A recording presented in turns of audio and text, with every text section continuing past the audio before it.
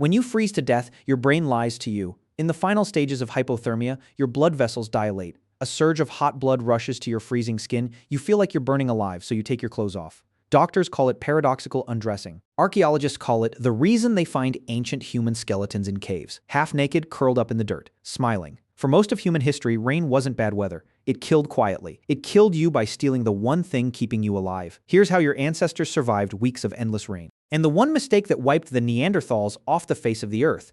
Most people think the dangerous part of rain is the cold, the wet. Water pulls heat away from your skin 25 times faster than cold air. Standing in heavy rain isn't uncomfortable. Your body starts a countdown. Your core temperature drops. First you shiver, then your hands go numb, then confusion sets in, and the worst part, you stop caring. When water falls hard enough and long enough, every creature that needs to stay dry retreats to the same places at once. In South African caves, archaeologists found human skulls with circular puncture marks that match leopard canine teeth perfectly. Rain didn't just make life miserable. It locked you in a dark room with something that was as hungry and as trapped as you were. While you managed that, the water was doing something else. Archaeologists excavating caves across South Africa and Western Europe have found thick layers of flood sediment inside occupied sites. Water that came in while people were living there. Some of those sites were never used again. Whatever happened in those caves during the flood, nobody came back afterward. If the fire went out, you died. No warmth, no cooking, no weapon against the leopard in the corner of the cave. We know exactly how desperate because of a man found frozen in a glacier on the Austrian-Italian border in 1991, Ötzi, preserved in the ice for 5,300 years. Researchers examined what he was carrying and found a complete fire kit in his belt pouch, tinder fungus, a woody mushroom called Fomes fomentarius that catches a spark and holds it smoldering inside itself for hours in the damp, a piece of flint. Iron pyrite for striking dried plant material as backup. 5,000 years ago, losing your fire was serious enough that a man carried dedicated backup equipment everywhere he went. So when rain hit and the fire started struggling, this wasn't a minor inconvenience. If it went out, someone walked hours through the rain to find another group's fire. They carried back a live coal. Some groups did this routinely. They packed smoldering embers inside tinder fungus, which held a spark alive for hours of travel, a biological lighter carried by hand through the storm. Because the alternative was a night in the dark with whatever else had taken shelter in your cave. Keeping the fire alive was the first job, but doing it in the rain took knowledge that had built up over thousands of years. In 1966, a construction crew in Nice, France hit something in the sediment that stopped the whole project. The project owner called in archaeologist Henry de Lumley. His team found Terra Amata, oval shelters and fireplaces dating back 400,000 years. The fireplaces weren't what stopped him. It was how they were built. Each one was ringed with stones on the windward side. A windbreak built to shield the flame from the direction the wind came from. People had learned what a fire needed to survive bad weather and passed it on. Birch bark contains a chemical called betulin. It burns even when the bark is wet. The people who survived long rainstorms kept birch bark for exactly this. The way you keep a waterproof lighter in a bag, they knew the inside of a dead branch stays dry long after the outside is soaked. You don't pick branches off the ground. You split one open and use what's inside. None of this is instinct. Every piece had to be learned and passed on. Someone had to survive long enough to teach it, and someone had to be there to learn it. During a rainstorm, one person's job was sitting beside that fire for hours, not hunting or sleeping. Watching it, feeding it carefully. Too much wood and it smothers, too little and it dies. Shielding it with their body if they had to, because if it died, the night got very dark very fast. With the fire holding and the rain still coming down, people used the time. At Blombos Cave in South Africa, archaeologists found a 100,000-year-old ochre workshop. Abalone shells as mixing bowls. Ochre ground to powder with bone tools. A production system run by someone with nowhere to go. But ochre was just the beginning of what trapped time produced. Bone needles show up in the record around 61,000 years ago in South Africa, and soon after across Europe and Asia, tiny instruments with drilled eyes smaller than a match head. You don't make a bone needle while you're running from something. You make it when you're sitting still with hours ahead of you and a reason to use them. And at Abri du Maras in France, researchers found something that rewrote what we knew about ancient humans. A fragment of twisted plant fiber string, 52,000 years old, the oldest direct evidence of string ever recovered. Someone in a rock shelter, waiting out rain, invented rope.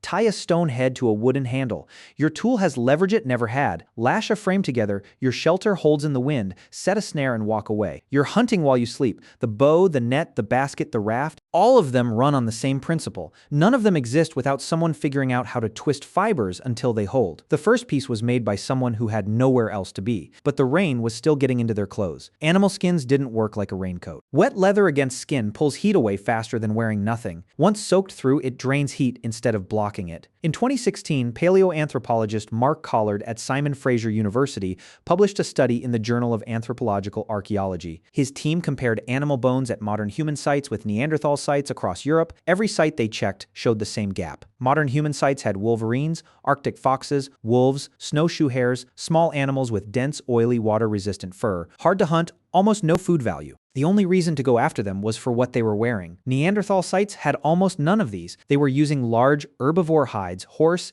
deer, mammoth, effective in dry cold, a liability in sustained wet cold. The fur selection difference between the two species wasn't random. Collard thinks it was one of the things that decided which species made it through. But Neanderthals weren't passive. They were working on the problem, not from the angle that ended up mattering. In 2025, Lutz Kindler at Monrepos, the Leibniz Center for Archaeology, published findings in Science Advances with Leiden University. The site was Neumark Nord in central Germany, 125,000 years ago. The bones of 172 large animals, horses, deer, straight-tusked elephants, all processed in a way that went beyond eating. Neanderthals smashed the bones open for marrow, then boiled the remaining fragments to pull out every gram of fat. The researchers called it a fat factory, a supply rendered. Fat doesn't spoil quickly. It stores, and it delivers more calories per gram than anything else available. Fat rubbed into animal skin fills the pores and slows absorption. It doesn't make a hide waterproof, but it buys time before the cold gets through. They'd built a system around it before the rain started. The fire knowledge, the birch bark, the waterproof seams. None of it saved the Neanderthals. Neanderthals survived in Europe for 300,000 years. 300,000 years of ice ages and sustained rain. They controlled fire, built shelters, and ran fat operations. Researchers are still working to understand. Their brains were slightly larger than ours on average. They disappeared.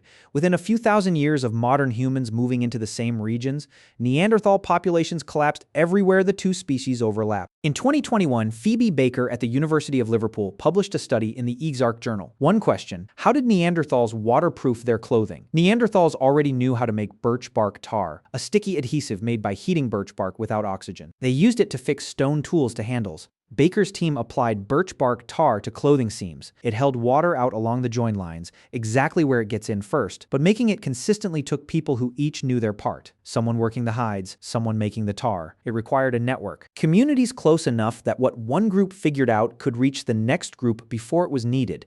Neanderthals lived in smaller, more isolated groups. A flood, a failed hunt, a winter 3 weeks too long could take a group out, and when the group went, the knowledge went with them. Modern humans built wider networks.